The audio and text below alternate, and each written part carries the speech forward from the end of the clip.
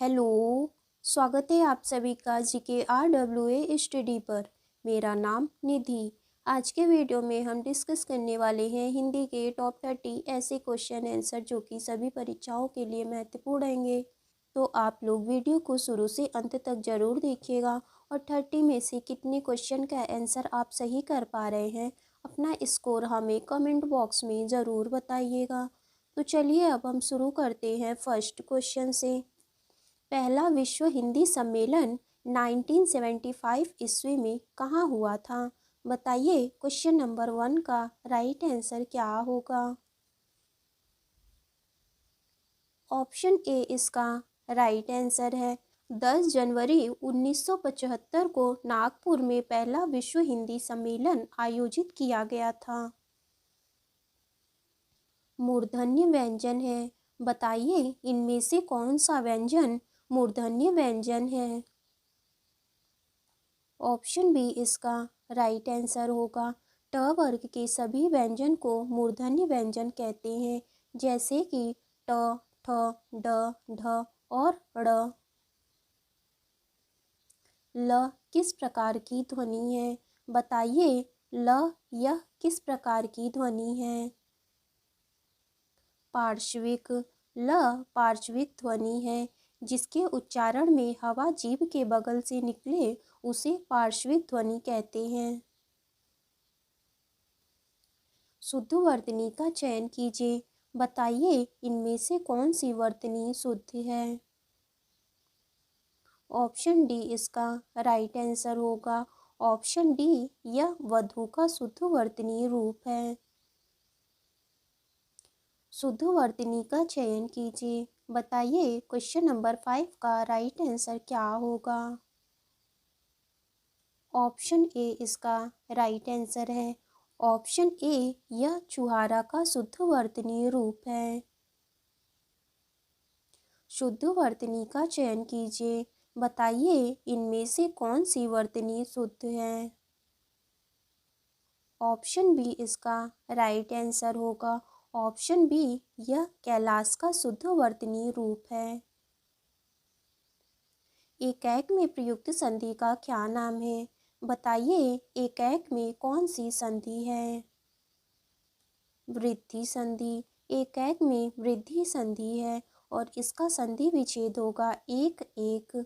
देखिए जिस शब्दों के ऊपर दो मात्रा दिखे तो वहाँ पर वृद्धि संधि होगा, जैसे कि ए की मात्रा या तो औ की मात्रा। गायक में प्रयुक्त संधि का क्या नाम है? बताइए गायक में कौन सी संधि है? अयादि संधि।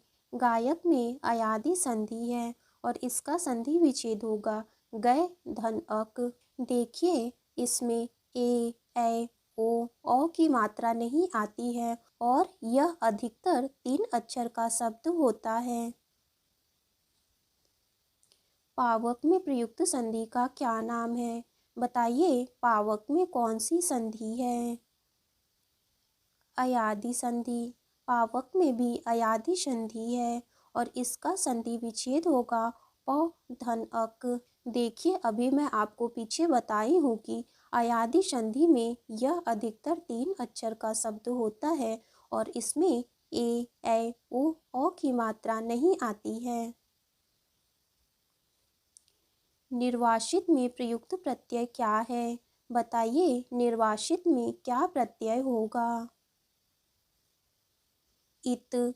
निर्वासित में इत प्रत्यय है क्योंकि निर्वास मूल शब्द है।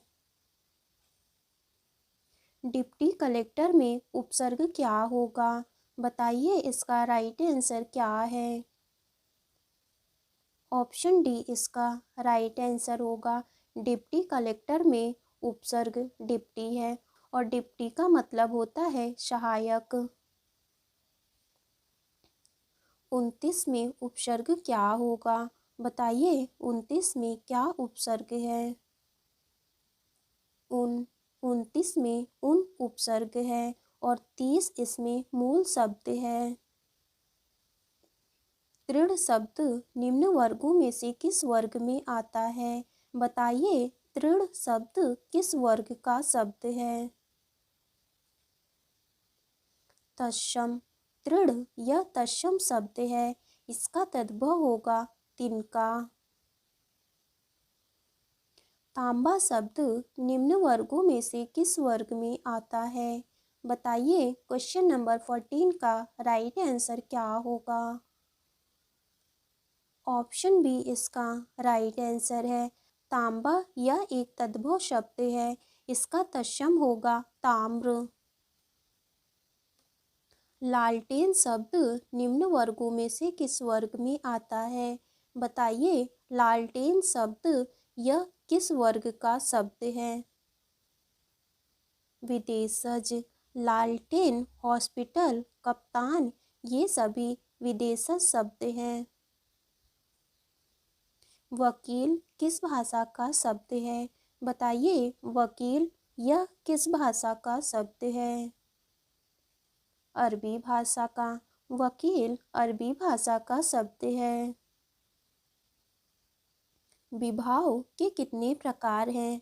बताइए विभाव के कितने प्रकार हैं? 2 प्रकार। विभाव के 2 प्रकार हैं, आलंबन विभाव और उद्दीपन विभाव। अनुभावों की संख्या कितनी मानी गई है? बताइए अनुभावों की कुल संख्या कितनी मानी गई है? 8।